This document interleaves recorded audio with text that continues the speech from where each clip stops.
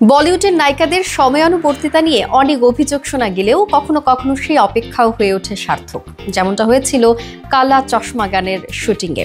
সম্প্রতি এক সাক্ষাৎকারে কোরিওগ্রাফার বস্কো মার্টিন জানালেন, ক্যাটরিনা কাইফের পোশাক পরিবর্তনের জন্য টিমকে 5 ঘন্টা অপেক্ষা করতে হয়েছিল। বস্কো বলেন, শুটিংয়ের প্রথম দিন ক্যাটরিনার পরনে ছিল লাল লেহেঙ্গা, কিন্তু দ্বিতীয় দিনে হঠাৎ বদলে গেল তার পোশাক।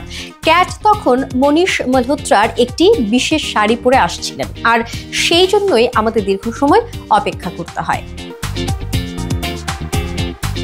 কোরিওগ্রাফার জানান, এই শাড়ি ক্যাটরিনার নাচের প্রতিটি ভঙ্গিমাকে আরও স্পষ্টভাবে ফুটিয়ে তোলে। তিনি বলেন, ওই পোশাকটি সত্যিই উজ্জ্বল ছিল, নাচের ভঙ্গিগুলো স্পষ্ট বোঝা যাচ্ছিল। তাছাড়া ভারতীয় শাড়িকে এক নতুন আঙ্গিকে পরানো হয়েছিল।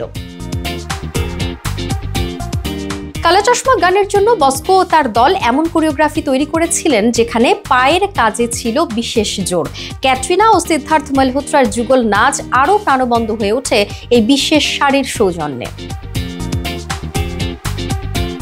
বস্কোর ভাষায়, শেষ পর্যন্ত মনে হয়েছিল এই 5 ঘন্টার অপেক্ষা একদম সার্থক। ক্যাটরিনার ম্যাজিক আর সিদ্ধার্থের সঙ্গে তার কেমিস্ট্রি গানটিকে অন্য মাত্রা দিয়েছে।